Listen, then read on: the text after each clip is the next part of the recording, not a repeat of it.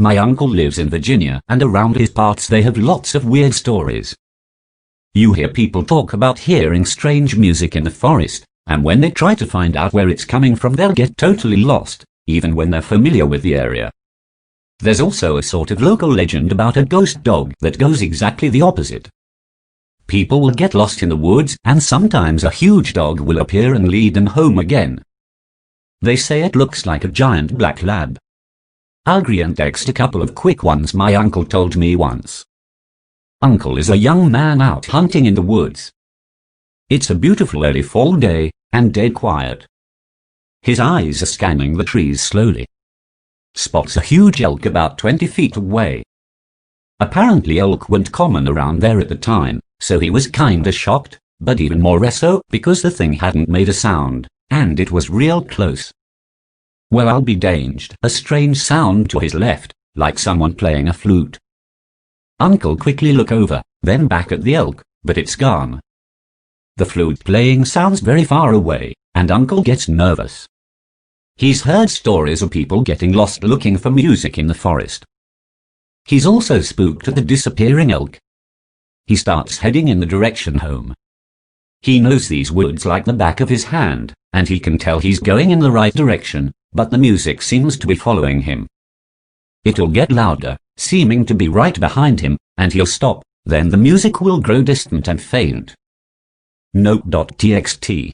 He picks up the pace, ignores the music, and is soon back home. When he tells his parents, they just nod, knowingly. I think he was about 13 or so when that happened, and it was the first time he'd seen or heard anything weird in the forest. He wasn't a skeptic at all beforehand, and the experience made him appreciate the local legends a lot more. I'll tell another one in the next post. So I think this happened not long after the last story. Maybe a year later, but I can't really remember. Uncle has a favorite fishing spot that he goes to sometimes. Beautiful clear water and fairly isolated. Fishing always helped me clear my mind. He's out there with his fishing rod, staring off into the trees, hardly paying attention, when he hears the same flute music from before. It's very faint, but Uncle recognizes it immediately. He snaps out of his daydream and starts reeling in his line. But as he's doing this, a thick blanket of fog sweeps over the area, really quick, almost as if it lifted right up from out of the ground, all around him. Uncle's hairs stand up on the back of his neck. He knows the way home, but he's still worried because of the fog. It's almost impossible to see anything. He's hurrying through the forest. There's a natural trail from him constantly coming this way, and even if he can't see it, he can feel it under his bare feet. He's blowing through the woods as fast as he can walk. The music is following him, just like last time, but this time he doesn't stop. In his periphery, he keeps seeing things. Sometimes lights. He'll turn to look, but they fade as he spots them. Then he sees a shadow, like something big is walking alongside him a few feet away, shrouded by the fog. Whatever it is, it's making no sound. As he's watching, trying to make out what it is, he realizes he's not on the trail anymore. He's lost, and panic sets in. He turns back around, hoping to find the trail, but he can't see a thing. Then something comes walking up suddenly towards him. It's a big black lab. Uncle has heard the stories of this animal helping people, but he's already frightened and the dog is enormous. The huge dog lowers its head and gives a low whine.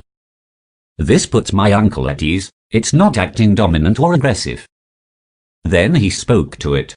I talked to him just like I'm talking to you now, like he could understand me.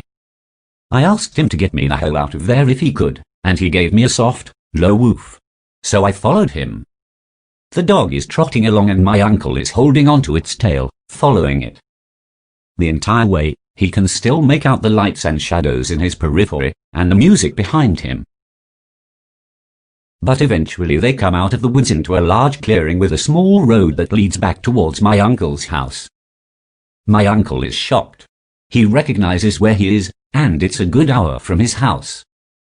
There's no way he walked that far in the fog. The dog gives another low woof. That's my uncle's imitation of it, and Uncle thanks it. It saunters back off into the woods, where the fog is quickly dissipating, When it does, there's no dog in sight. I asked him if he thought it was a ghost or something else, and my uncle explained it this way. They say it's a ghost dog, but it was solid. I held its tail the whole way back. But then he disappeared right along with that fog, like he wasn't nothing more than shadow. I can't say whether he's a beast or a spirit of some sort. But I know whatever he is, he's good.